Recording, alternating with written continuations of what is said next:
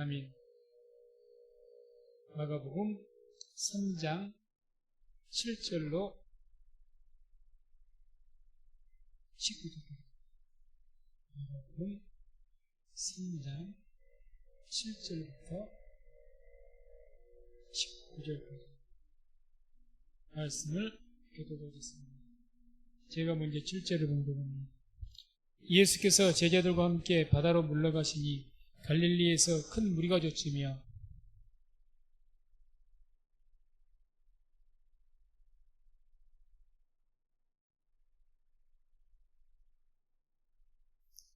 예수께서 무리에 에워싸 미는 것을 명쾌히 하여 작은 배를 등대하도록 제자들에게 명하셨으니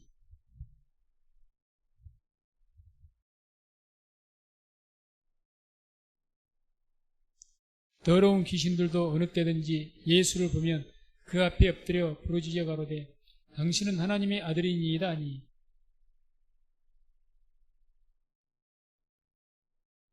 또 산에 오르사 자기 원하는 자들을 부르시니 나온지라.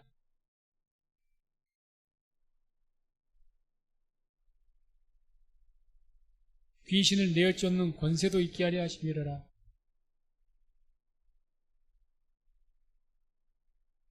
또 세베대의 아들 야고보와 야고보 형제 요한이니 이 둘에게는 보아너게 곧 우리의 아들이란 이름을 더하셨으며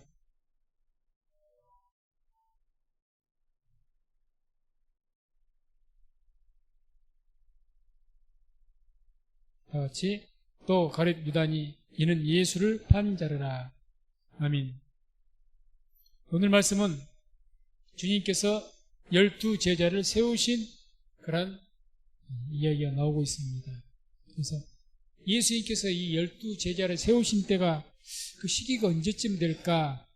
물론 예수님께서 복음을 전하시는 초창기일 겁니다. 그래서 아마 3년 반 동안 3년 6개월 동안 공생에 주님께서 사역을 하셨는데 아마 그 6개월이 채 못 되었을 때 그런 시기였을 겁니다. 특별히 이제 그 12 제자를 세우신 그 시기가 언제인가를 말씀을 통해서 보게 되면 7절에서 10절을 보면 예수님께서 하신 일이 온 지역에 전파된 그 시점입니다. 예수님께 하신 일들이 병을 고치시고 귀신을 쫓아내시고 그래서 예수님의 소문이 온 지역에 이방 땅에까지 전파된 그 시기입니다. 그래서 그게 이제 7절, 10절까지 말씀이 나오죠. 예수께서 제자들과 함께 바다로 물러가시니 갈릴리에서 큰 무리가 쫓으며 유대와 예루살렘과 이두메와 요단강 건너편과 또 두로와 시돈 근처에서 허다한 무리가 그의 하신 큰 일을 듣고 나오는지라.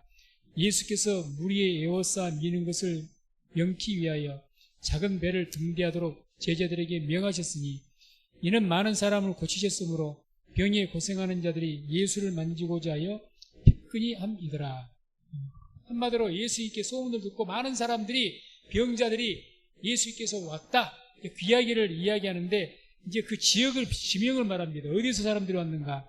바로 8절에 나오죠. 유대와 예루살렘과 이두메와 여기까지는 이스라엘에 속한 요단강 건너편과 요단강 동서편을 이야기합니다. 요단강 건너편과 두로와 시돈 근처 여기는 이방 땅입니다. 아무튼 예수님이 하시는 그 일들이 그 소문이 이방 땅에까지 그래서 온 이스라엘은 물론이요 이방 땅에까지 쫙 퍼진 겁니다. 그래서 이제는 예수님께서 그 예수님의 그 하신 일을 통해서 예수의 이름이 온 지역에 전파되니까 비로소 이제 본격적으로 주의 복음의 사역을 감당케 하기 위해서 12 제자를 세우신 거죠. 그 시기가. 예수님 소문이 난 거죠. 그게 첫 번째고 또 두 번째 그 시기적으로 어떤 시기인가를 보시면 11절에 보면 귀신들도 주님을 알게 됐답니다. 귀신들도. 11절 더러운 귀신들도 어느 때든지 예수를 보면 그 앞에 엎드려 부르짖어 가로되 당신은 하나님의 아들이니이다. 귀신이 주인만 보았다면 그냥 엎드려서 고백하는데 뭐라고 당신은 하나님의 아들입니다. 다시 말해서 언제, 그 어느 시기에 지금 이게 비로소 예수님께서 제자들을 부르시고 세우시기로 결심을 했느냐? 하나님의 때라고 볼 수가 있는데, 막연하게 말하면 그 구체적인 것은 예수님께서 하나님의 아들이신 것이 드러난 겁니다. 하나님 아들이신 것. 이 하나님의 아들이라는 사실은 대단히 중요한 사건이죠. 그래서 그 하나님의 아들이신 것이 이제 드러나게 되니까, 바로 그 시점이 이제 악한 영들에 의해서 드러나게 되니까 이제 그 소문이 퍼질 것 아니겠습니까? 이제 그 시점. 자, 아무튼 이렇게 세상에 육계죠, 육계, 육신의 세계와 영적 세계, 예수의 소문이 퍼져서 알려지게 된 그 시기, 그 시기에 주님께서 이 본격적인 이제 소문이 이제 쫙 영계나 육계라서 퍼지게 되니까 주의 사역을 본격적으로 감당하기 위해서 제자들을 부르신 겁니다.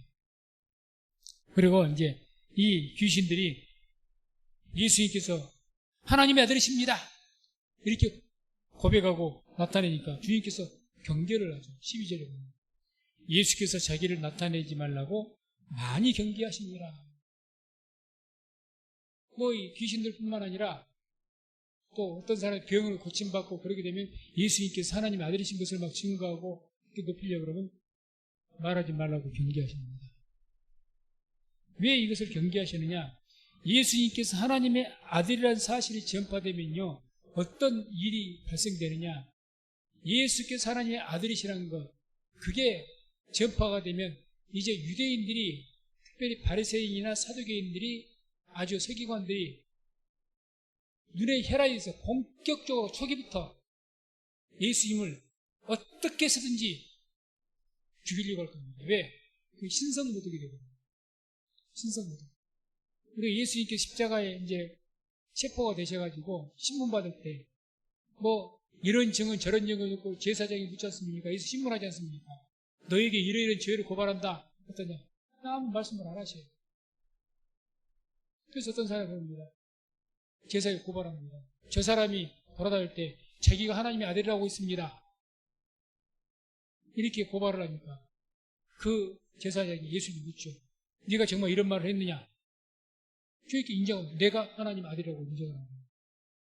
그때 제사장이 더 이상 우리가 증거를 드릴 필요가 뭐가 있느냐? 이 신성모독이다. 그것을 통해서 이제 예수님을 죽이를 결정을 해버립니다. 그래서 하나님의 아들이라는 이야기는 하나님이라는 이야기가 되기 때문에 감히 인간이 하나님이다, 눈에 보이고 손에 잡히는 인간이 하나님이다, 이렇게 이야기하면 이보다 더 큰 하나님의 신성모독은 없는 거예요. 저 유대인들에게 있어서는. 그러면 초반부터, 이게 사역 초기부터 예수님이 하나님의 아들이라는 것을 자꾸 전파가 되면요, 예수님을 따라 다니는 제자들도 물론 이러니와 그 예수님 말씀 복음을 전할 때마다 가는 곳마다 걸림이 됩니다. 가는 곳마다 복음이 전파되는데 걸림이 돼요.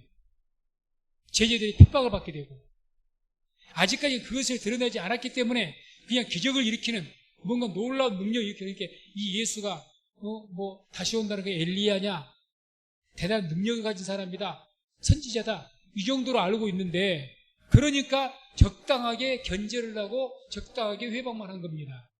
그런데요, 하나님의 아들이라는 것을, 그것이 먼저가 이렇게 알려지게 되면요, 이것은 처음부터 유대인들이 본격적으로 핍박을 할 겁니다.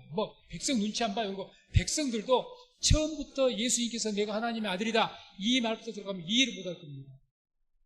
어떻게 인간이 예수님께서 그냥 기적만 일으키시고 그렇게 해도, 아니 선지자라고 이렇게 이해하고 메시아라고만 이야기해도 뭐라고 합니까? 아니 저거 아버지는 내가 아는데, 저 사람의 출신은 내가 아는데 목수의 아들 아니냐, 이러고 있는 방법인데 하나님의 아들이라고 말을 해보십시오. 못 봤습니다. 그래서 주님께서는 아직 이 하나님의 아들이라는 그 칭호가 나타날 시기가 아닌 거예요. 그러니 엄히 경고한 겁니다. 그것이 귀신이 주님을 높이기 위해서 한 줄 아십니까? 아니에요. 이걸 광고해서 더 많은 방해를 받기 위해서 귀신이 드러내는 겁니다. 하나님 존경해서 그런 줄 아십니까? 아니에요.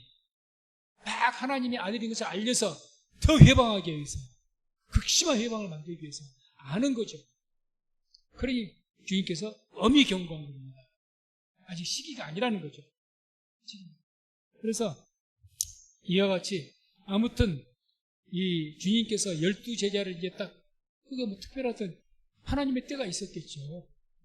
아무 때나 그냥 세우셨겠습니다. 시기를 모든 것 하나님의 때가 있습니다. 범사의 기한이 있고 하나님의 때가 있기 때문에 가장 적합한 때 주님께서 이제 12제자를 부르셨고 세우셨을 겁니다. 그런 시기로 이러한 때에 우리가 말씀을 통해서 볼 수가 있는 거죠. 그러면 이제 누구를 어떤 사람들을 12제자로 세우셨겠는가? 요단강에서 한 6개월 가까이 6개월까지는 넘지 않았겠다고 다 생각합니다만은 하여튼 몇 개월 동안에 요단강에서도 복음을 전하셨고 또 많은 제자들이 있었지 않습니까? 주님 따르는 또 그 이전에 뭐 기간이 얼마나 될지는 모르겠지만은 병을 고치시고 귀신을 쫓아 이렇게 많은 사람들이 이렇게 주님께로 나올 때는 이미 많은 제자도 있었다는 이야기입니다. 자칭 제자죠. 주님을 함께 따라다닌 사람들. 그런 많은 사람 수백 수천 명이 이룰 수백까지 못한다면 최소한 제자들도 수백 명이 이룰 수 있는 그런 제자들이 되는데 그들 중에서 12명을 선출합니다. 12명. 그럼 누구를 그 많은 사람들 중에서 누구를 세우실 것인가? 그게 중요한 게 13절에 이런 말씀이 나오죠. 또 산에 오르사 자기의 원하는 자들을 부르시니 나오는 자라. 자기 원하는 자들을 부르셨다. 이 말씀을 자기 원하는 자들을 부르시니 이 말씀을 공동번역이라는 그 성경에는 이렇게 번역을 해서 기록을 했습니다. 마음에 두셨던 사람들을 부르셨다. 마음에 두셨던 사람을 부르셨다는 겁니다. 예수님께서. 정확한 표현인 것 같습니다. 마음에. 주님 마음에 품고 있고 두셨던 사람. 수백 명의 제자들 중에서 다 내 주님의 따르렵니다. 뭐 베드로와 요한, 야고보 같은 사람들이 한둘이었겠습니까? 눈앞에서 기적이 일어나는데 많은 사람들이 추적했을 거예요. 그들 중에서 주님 마음에 두셨던 사람들. 왜 이 12제자를 마음에 두셨는지 그것까지 우리가 정확하게는 모르겠죠. 아무튼 주님 마음에 두셨다는 거죠. 그래서 주님께서도 하나님의 아들이신 주님께서도 이와 같이 많은 제자들 보시고 또 특별하게 마음을 두시는 사람이 있습니다. 이거 보고 편해 이렇게 말해도 좋죠. 그렇죠. 주님 편해하십니다. 편해하십니다. 특별하게 더 사랑합니다. 구약 성경에 하나님 야훼 하나님도 그러셨고요. 특별하게 사랑하시는 분들이 있습니다. 특별하게. 또 우리가 말씀 보면 그만큼 사랑할 만한 그런 사람들이었죠. 주님께서 특별하게 생각하실 만한 정말 주님께서 특별하게 마음에 담아두실 만한 그런 사람들이 있었던 것 같습니다. 그대로 부르신 거죠. 그리고 신앙생활하면서 하나님께서 특별하게 주님께서 우리를 눈여겨보시고 마음에 둘만한 그런 주의 백성 되시기를 주의 이름으로 축원을 드립니다. 예수님께서 예배에 대해서 말씀하실 때 뭐라고 합니까? 너희가 신령과 진정으로 예배를 드리라. 하나님께서는 어떤 자들 찾는다고 하십니까? 이렇게 예배한 자들 찾으시느니라. 신령과 진정으로 예배드리는 사람을 찾는다는 거죠. 바꿔 말하면 특별하게 생각한다는 얘기입니다. 특별하게. 보다도 많은 주의 백성들이 있지만은 누구를 예배를 많은 사람들이 드리지만 온 세계에서 많은 사람들이 수억 명의 사람들이 예배를 드리지만 그 중에서 주님께 마음에 품고 있는 받으시는 예배가 있다는 거죠. 그런 어떤 살아계신 하나님이라는 거죠. 주님께 그런 사람들 특히 그들 중에서 더 12제자 중에서 특별하게 내 마음을 두셨던 분들이 누구입니까? 잘 아시는 것처럼 베드로, 요한, 야고보였습니다. 이들은 어디든지 데리고 다녀요. 달리다고 하고 소녀를 일으켰을 때, 죽은 아이를 살리는 때, 다른 사람들 부모도 못 들어오고 다 못 들어오게 하고 딱 누구만 데려갑니까? 베드로, 요한, 야고보만 데려갑니다. 변화산상에 다 제자들 밑에 내려놓고 9명이 제자를 기다리라고 해놓고 누구만 데리고 변화산상에 올라갔습니까? 베드로, 요한, 야고보. 그래서 오늘 말씀 중에도 보게 되면 우리가 밑에 12제자들의 이름이 쭉 나오죠. 그 제자 이름 나온 중에서 그 시몬에게는 베드로라는 이름을 다하셨고 요한과 야고보에게는 보아나게 우리의 아들이라는 이름을 다하셨다. 이런 내용이 나옵니다. 다른 사람들은 별명이 없습니다. 주님께서 더 이름을 다하신 사람이 없어요. 이름 바꿔준 사람이 없어요. 쉽게 말하면. 베드로, 요한, 야고보에게만 특별한 이름을 더 주신 겁니다. 특별한 이름. 그만큼 12제자 중 누구보다도 더 가깝게 여기시고 또 주님의 그 일하시는 그 동역자로 여기시는 거죠. 동역자. 그래서 그런 사람들을 세우신 겁니다. 그런 사람. 이건 너무나도 우리들 삶 속에 인지상정이라고 할 수가 있죠. 그렇죠. 누구보다도 헌신적이고 누구보다도 신실한 사람. 당연한 거죠. 너무도 당연한 겁니다. 그런 사람들을 세우셨죠. 그럼 이렇게 그런 이 12제자를 부르시고 세우신 목적이 대체 뭔가? 이렇게 세우신 목적이 뭐냐? 한마디로 이 말씀 통해서는 우리를 부르시고 세우신 목적이 뭘까? 이렇게 이제 바꿔서 생각해봐야 되겠죠. 그래서 12제자를 부르시고 세우신 목적 14절과 15절 말씀 나옵니다. 함께 이 말씀은 같이 합독합니다. 이에 12를 세우셨으니 이는 자기와 함께 있게 하시고 또 보내사 전도도 하며 귀신을 내어 쫓는 권세도 있게 하려 하심이라. 아멘. 주님께서 12제자를 특별하게 뽑으셔가지고 세우신 목적이 뭡니까? 그 목적이 뭘까요? 첫 번째가 바로 자기와 함께 있게 하기 위해서라고 말씀합니다. 14절에 자기와 함께 있게 하시고 주님과 함께 있게 하기 위해서 12제자를 세우셨다. 이 12제자는 이제 주님이 가는 곳마다 같이 가고 같이 먹고 자고 3년 만에 같이 하는 거죠. 그렇게 하기 위해서. 이게 주님과 함께 있게 하기 위해서. 이게 뭔 의미일까? 왜 그렇게 하셨을까? 제자들을 훈련시키기 위해서입니다. 훈련. 뭘로 훈련시켜요? 사도들로 세우셨지 않습니까? 사도다운 사도로 만들어 가시기 위해서. 언젠가 제가 이 세우시고 이 단어가 헬라어로 포이에오라는 단어를 쓴다고 이야기했습니다. 이 포이에오라는 만들어가다 이 뜻을 가지고 있습니다. 만들어가는 겁니다. 이들이 주님께서 이 12명을 뽑았지만 이들이 사도다운 사도들입니까? 아니지 않습니까? 그냥 막 은혜 받아갖고 주님만 보면 좋아서 어쩔 줄 모르는 그 수준에 머무는 것이 은혜 받아갖고 주님 좋다고 방방 뛰는 그 수준이지 뭐 어떤 어려움 당하면 그 믿음으로 이겨내고 뭐 복음을 전하고 뭐 어떻게 하고 주님의 뜻을 위해서 뭔가를 하고 그런 수준들이 못 돼요. 아직은 못 됩니다.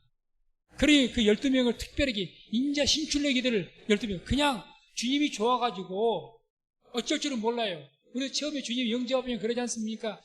막 좋아하고 어쩔 줄 모르고 막 방방 뜨고 막 뭔가를 막 하는 것마다 열심히 하려고 그러고 그런데 그게 한계가 있죠. 어느 정도 시간을 팍 가라앉히죠. 훈련이 안 된 사람들은 그래서 이 기복이 심해요. 조금 은혜가 되면은 막 열심히 하고 조금 뭐 시험이 들고 좀 마음이 안 좋으면 그냥 확 가라앉히고 얘기니까 얘들이 그러거든요. 얘기를. 3살 먹은 아이들이 지들 컨디션에 따라서 그냥 막 좋다고 했다가 할 때 들어 누워버리고 안 한다고 떼써버리고 똑같습니다. 성숙한 어린이일수록 어떡합니까? 그게 없어요. 항상 꾸준하죠. 꾸준합니다. 변함없이 주로 살아갑니다. 좋다고 더하고 열심히 항상 그게 충성인 거죠. 안 그래요? 이 제자들이 지금 안 돼 있습니다. 아직까지.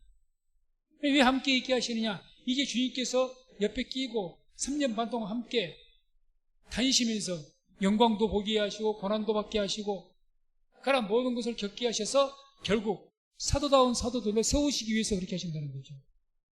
이게 주님의 목적입니다. 우리를 부르시고 세우신 목적. 우리들도 마찬가지입니다. 우리를 왜 부르셨습니까? 왜 직분자로 세우셨습니까? 주님께서 우리와 함께 있게 하기 위해서, 함께 있게 훈련시키기 위해서. 김윤서 목사 나 아직 목사 못됐어. 안수받으면 목사가 된 줄 아느냐? 아니죠. 안수받은 것은 그냥 그 자리에 임직만 해놓은 거예요.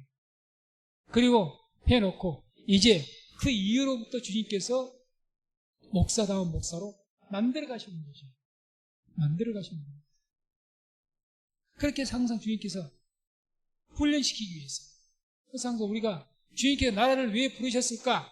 그리고 나를 왜 이렇게 임직자로 어떤 직분자로 세우셨을까? 여기에 대해서 답은 그겁니다. 첫 번째는 주님께서 나를 훈련시키기 위해서, 나를 직분자로 만들어 세우시기 위해서. 그게 목적입니다. 그러니 그 주님의 부르심의 목적과 뜻을 우리가 깨달은다면 우리가 주님 앞에서 항상 훈련받는 자세로 임해야 됩니다. 훈련받는 자세로. 그런 자세로 신앙생활을 해야 됩니다. 여기서 머물러서는 안 되는 거죠. 계속해서 내가 좀 더 잘하고 좀 더 잘하고 좀 더 주의를 더 많이 하고 더 효율적으로 더 크게 하고 그런 사람이 될 수 있도록 장성한 분량에 이르기까지 그런 마음 가지고 우리가 훈련받는 그런 마음가짐으로 살아가야 될 줄로 믿습니다. 그게 주님께서 부르신 목적이기 때문에. 두 번째, 주님께서 부르시고 세우신 목적이 뭐냐? 전도하게 하기 위해서. 전도. 그게 14절에 보내사 전도도 하며 이렇게 말씀하죠. 보내사. 전도도 한다 이 말은 케리소라는 단어는 큰 소리로 말하다 또는 뭐 선포하다 이 뜻입니다. 한마디로 복음의 증인이 되게 한다는 거죠. 큰 소리로. 어디 가서든지 예수님을 증거하는 거예요. 그냥 쏙닥쏙닥 거리는 것이 아니고 당당하게 선언한 겁니다. 주 예수를 믿으라고 선포하는 거죠. 많은 사람들 앞에 당당하게 이야기하는 거죠. 한마디로 증인되는 겁니다. 증인. 오직 성령이 너희에게 임하시면 너희가 증인되는 거죠. 증인이. 그 무언가의 사실에 대해서도 내가 증인된 사람은 큰 소리로 당당하게 선포합니다. 근데 증인되지 못한 사람들은 마음으로 자기가 믿을지 모르겠지만 말하는 것도 자신감이 없어요. 때나 상황을 봐서 하려고 합니다. 에이, 지금 상황이 아니에요. 그래서 성경에서는 때를 얻든지 못 얻든지 복음을 전하라고 그러신 거죠. 누가 그렇게 합니까? 증인.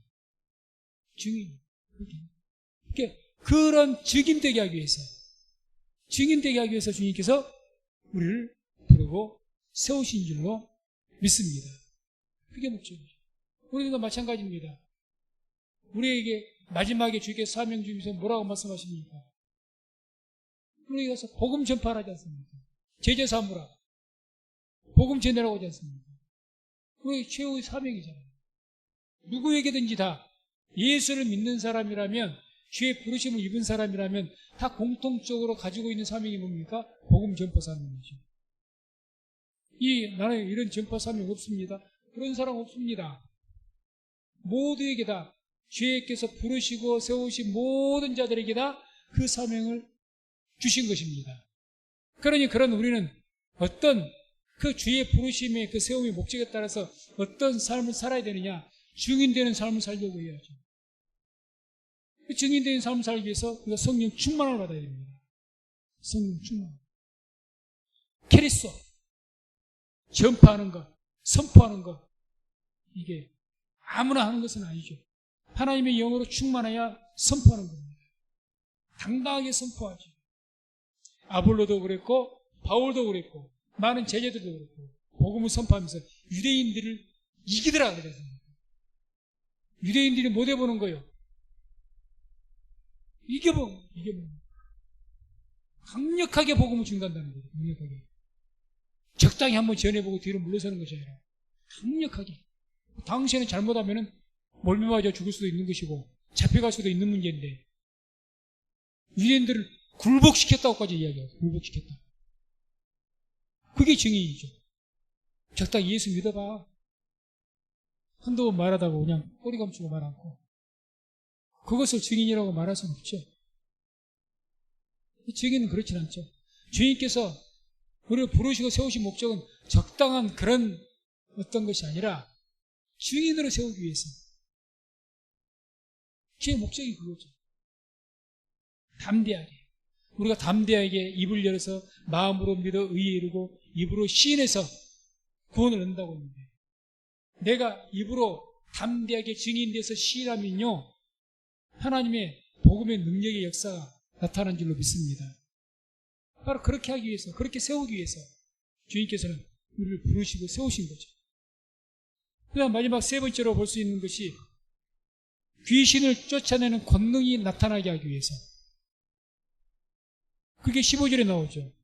귀신을 내어 쫓는 권세도 있게 하려 하심이라. 이게 무슨 말씀이냐?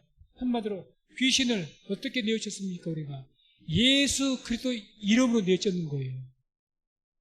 그러면 이 말이 무슨 말이었습니까? 귀신을 쫓아내는 권능이 나타나게 하기 위해서, 제자들에게 권능이 나타나게 하기 위해서, 그 이야기 아니라 제자들을 통해서 예수 그리스도 이름의 권능이 나타나게 하기 위해서 그렇게 하신 겁니다. 왜 귀신을 쫓아내는 권능을 주셨느냐? 제자들을 높이기 위해서? 아닙니다. 제자들이 지금 누구의 이름을 전파하죠? 예수 이름을 전파합니다. 복음을 전파합니다. 그래서 예수 이름으로 귀신을 쫓아냅니다. 귀신이 쫓겨나갑니다.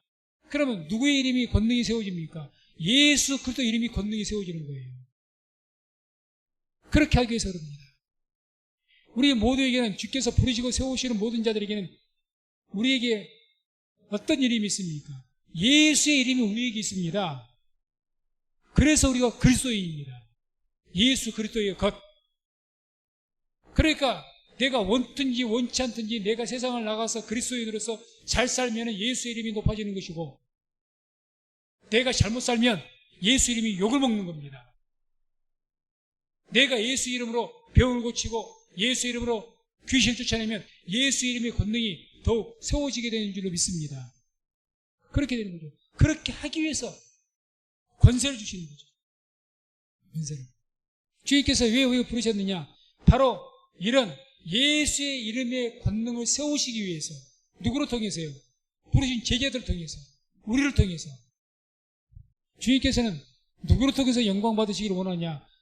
주께서 택하시고 부르신 우리를 통해서 영광을 받으시기를 원하는 줄로 믿습니다. 아멘. 우리 아닌 택하지 않는 백성에게 저들을 통해서 영광 받으시려고 하겠습니까? 마귀에게 영광 마귀가 엎드려서 저라고 하나님의 아들이십니다. 그 마귀에게 영광 받으시려고 하시겠습니까? 아닙니다. 비록 우리가 죄인이지만 주께서 몸을 찢으시면까지 우리를 구원하시고 사랑하시기 때문에 오직 우리를 통해서 영광 받으시기를 원하신다는 겁니다. 우리가 하나님의 자녀거든요. 자녀거든요. 우리도 살아가면서 누구를 통해서 영광 받기를 원합니까? 내 자식을 통해서 영광 받기를 원해요. 내 자식을 통해서. 우리 자녀가 잘 되면 너무너무 좋은 거예요. 그러지 않습니까? 너무 좋은 거예요. 주님도 마찬가지입니다. 그래서 왜 우리를 부르시고 세우셨느냐? 우리를 통해서 영광 받으시려고. 우리를 통해서. 자꾸 권세를 주시오. 어떤 능력을 주시죠. 왜요? 우리를 통해서 영광 받으시려고. 주의 이름을 높이시려고. 그게 바로 주의 목적입니다. 또 하나 생각해 볼 수 있는 것은, 우리가 주님께서 귀신 쫓아내는 권능을 주셨는데 주신 이유가, 또 한 가지 이유가 있다면 어떤 것이냐? 귀신을 제어해야, 억압하고 제어해야 복음이 선포가 됩니다. 우리가 전도를 해요. 저 사람이 복음을 전해야 되겠어요. 저 사람이 복음을 듣는 것, 복음의 이론이 아닙니다. 영적인 일입니다. 당시 우리의 죄를 인정하게 만들고 예수님이 나의 구원의 주라고 고백하는 것인데, 이게 뭐 철학적이고 대단히 어려운 말이 아니에요. 근데 이 말씀 어떤 사람들은 그냥 전혀 안 믿을 것 같은 사람이 그냥 믿어버려요. 우리가 지난번에 말씀드렸던 것처럼 그냥 온 가족들이 다 무당 집안이고 자기도 무당 생활을 몇 수십 년을 해도 그런 사람이 한마디에 그냥 예수님 용기해버리고, 어떤 사람은 너무너무 잘 믿을 것 같은데, 아니 금방 이해도 하고 금방 믿고 교회 나올 것 같은데 10년 20년 가도 전혀 나올 생각이 없고. 왜 그럴까요? 영적인 일이거든요. 이게 영적인 일입니다. 그래서 복음이 그 사람 영혼에 선포되고 주님을 영접시키려면요, 그 영혼을 결박하고 있는 귀신이 떠나가야 됩니다. 안 돼요. 그러니까 귀신 쫓아내는 권세를 주신 거예요. 그래서 보세요. 예수님께서 3장 27절 보면 27절 같이 말씀을 합독합니다.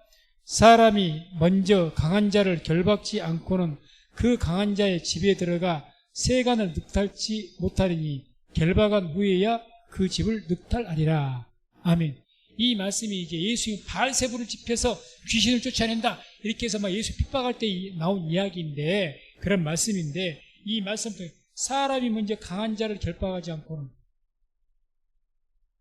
그 사람을 지배하고 있는, 영으로 지배하고 있는 건 뭡니까? 귀신이죠. 악한 영이 우리를 지배합니다. 믿지 않는 사람들을 지배합니다. 그 귀신이 쉽게 그 영을 놀려고 하겠습니까? 안 놀려고 하죠. 그걸 먼저 결박하지 않고는 그 강한 자의 집에 들어가서 세간을 늑탈하지 못한다. 아니, 강한 귀신이 잡고 있는데 어떻게 그 영혼을 구원해냅니까? 뺏기겠습니까? 귀신이 쉽게. 허락으로 뺏기겠습니까? 안 뺏기죠. 지가 점령한 지 집인데 안 뺏기죠.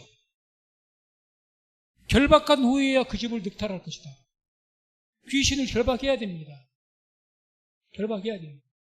그래서 복음을 잘 전도하려고 했을 때 특별하게 항상 예수 이름으로 먼저 그 영혼을 묶고 있는 귀신에게 명령을 해야 됩니다. 예수 이름을 명하니 이 영혼을 묶고 있는 더러운 귀신 따라갈지어다. 전도는요, 영적인 일입니다. 사람이 뭐 잘해줘가지고 뭐 밥도 사주고 뭣도 사주고 그래서 될 일이 아닙니다. 아, 내가 이렇게 많이 사람들에게 밥을 많이 사주고 내가 친절하게 해주고 착한 일을 많이, 이 사람이 나를 보고 교회에 나왔어. 물론 그러다가 택한 백성이 와서 구원받는 경우도 있죠. 그러나 궁극적으로는 하나님께서 악한 영을 몰아내시고 그 영을 이끌으셨기 때문이고, 그렇게 온 사람들이 대부분이 어떻게 합니까? 한 몇 개월 며칠 다니다가 시험 되면 그냥 나갑니다. 나가요. 저 사람이 나를 좋게 대해주니까 그 사람 얼굴 보고 나오는 거죠. 아, 교회 나왔더니, 야, 목사님 사람 참 좋네. 아, 이 교회 장로님이 참 좋으시네. 아, 이 집사님 참 좋으시네. 나에게 잘해주네. 마음이 좋으니까 나와요. 좋다. 그렇게 있는 분들은 언젠가는 떠나가게 돼 있습니다. 떠나가게 돼 있습니다. 영혼을, 그 귀신이 그 영혼을 잡고 있는데 언젠가 뺏기는 거죠. 그래서 항상 우리가 전도하겠다고 생각했을 때는 반드시 그것부터 우리가 먼저 저 영혼을 지금 교회에 나오지 못하게 하고 주님을 영접하지 못해 저 영혼에 묶고 있는, 이 결박하고 있는 귀신을 쫓아내야 되겠군요. 이것부터 항상 먼저 생각하시기 바랍니다. 그 사람 앞에서 할 필요는 없겠지만 그 사람 생각하면서, 그 이름을 불러가면서 그 영혼을 묶고 있는 더러운 귀신 따라갈지어다. 그렇게 하고 복음을 전하십시오. 그렇게 하고 교회에 나오라고 하십시오. 그러면 하나님의 역사가 일어날 줄로 믿습니다. 지금 12제자를 세워서 뭐하기에 세우십니까? 이렇게 해서 지금 어떻게 복음 전하라고 보내기 위해서 하시지 않습니까? 파송하기 위해서. 세상에 파송하기 위해서. 주님께서 우리를 왜 부르셨습니까? 우리에게 그런 예수 이름의 권세를 우리에게 이미 주신 줄로 믿습니다. 그 예수 이름을 좀 사용을 많이 하십시오. 인간의 생각으로 하지 마시고, 주님께서는 예수 이름의 권세를 우리에게 주셨다고 했거든요. 천국 열쇠를 주었다고 했거든요. 그러니까 그 말씀 그대로 믿으시고 예수 이름으로, 그래서 우리가 기도하는 것 아닙니까? 이 땅에서 내가 매면 하늘에서 매일 것이고 이 땅에서 풀면 하늘에서 풀릴 것이다. 주셨다고 그렇게 말씀하는데, 예수 이름 그 사용하라고 주신 것인데 왜 사용을 안 하냐는 거죠. 예수 이름으로 사단마귀를 대적하라고 그러지 않습니까? 대적해라. 그게 이상한 것이 아닙니다. 자꾸 예수 이름을 우리가 믿음으로 사용하고 그 이름으로 대적을 하고 예수 이름으로 기도해야 되는 겁니다. 기도해야 돼요. 물론 믿음이라는 것이 한두 번 예수 이름 한다고 해서 그 믿음이 확 오는 것은 아니지만, 자꾸 믿음을 가지고 사용하고 대적하고 예수 이름으로 기도하다 보면요, 그러다가 내게 믿음이 확 들어옵니다. 어느 순간 확 들어와요. 정말 역사가 일어날 수가 있겠구나. 확 들어와요. 처음에는 입으로 막 하는 거지. 입으로 예수 이름으로 명하게 떠났죠. 될지 안 될지 나도 잘 안 믿어져. 그렇지만 하라고 했으니까 하는 거야. 막 하는 거야. 그러다가 믿음이 확 들어오는 경우가 있습니다. 확 들어와. 아, 하나님 역사가 있겠구나. 그것도 말로 표현하기 힘들어요. 왜? 믿음이란 게 뭔 줄 아십니까? 하나님께 주신 은사거든요.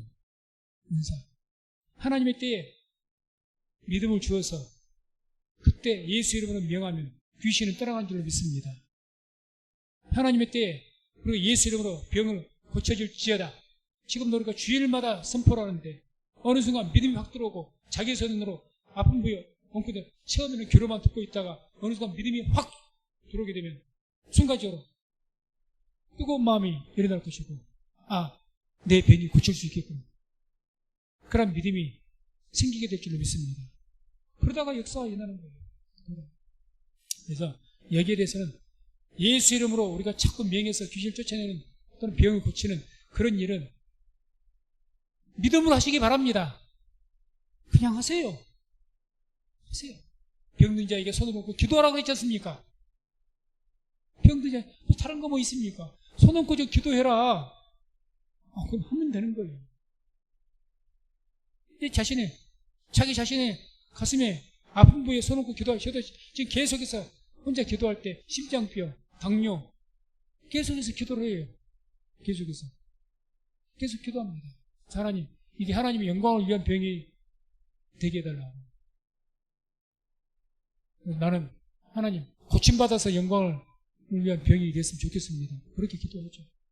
그러나 이것이 내 육체의 가시라면 어쨌든 이것이 하나님 영광을 위한 병이 되게 해달라. 이기게 해달라. 그렇게 기도하고 있습니다. 아무튼 그렇게 믿음을 가지고 입으로 선포하고 기도하면 사람이 마음으로 믿어 의에 이르고 입으로 시인하면 구원의 역사가 나타날 줄로 믿습니다. 그 다음 마지막으로 하나 더 볼 것은 네 번째, 주님께서 제자들을 부르어 세우신 이유, 오직 하나님의 뜻을 이루시기 위해서입니다.